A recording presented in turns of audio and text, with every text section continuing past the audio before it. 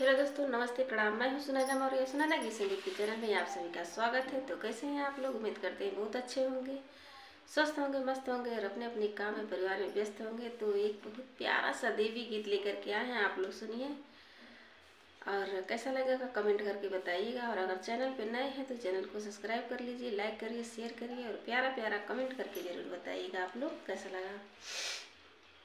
चैत कुआर मैया जो हिला डगरिया है, भवानी मैया ना, हे भवानी मैया ना, कबहू लिहलू ना खबरिया है, भवानी मैया ना, कबहू लिहलू ना खबरिया है, भवानी मैया ना।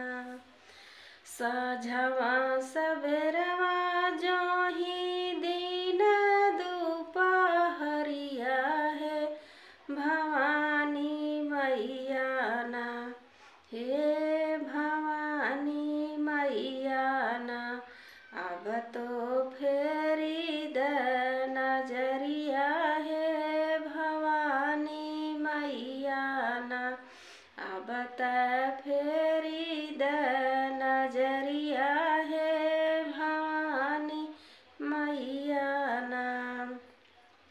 सुनीला की देलू फेरा सहर नगरिया है, भवानी मैया ना, हे भवानी मैया ना, मैया तारा हमर बखरिया है, भवानी मैया ना, तारा हमारो बखरिया है, भवानी मैया ना।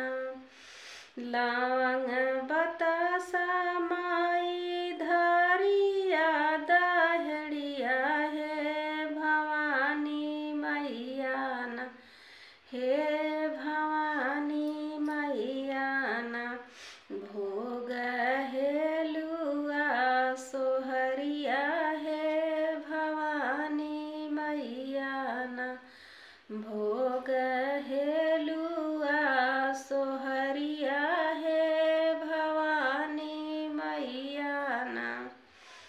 ज्योतिया जलाई धई के नारियल चुनरिया है, भवानी मैया ना, हे भवानी मैया ना, मन से करी जय जय करिया है, भवानी मैया ना, मन से करी जय जय करिया है, भवानी मैया ना।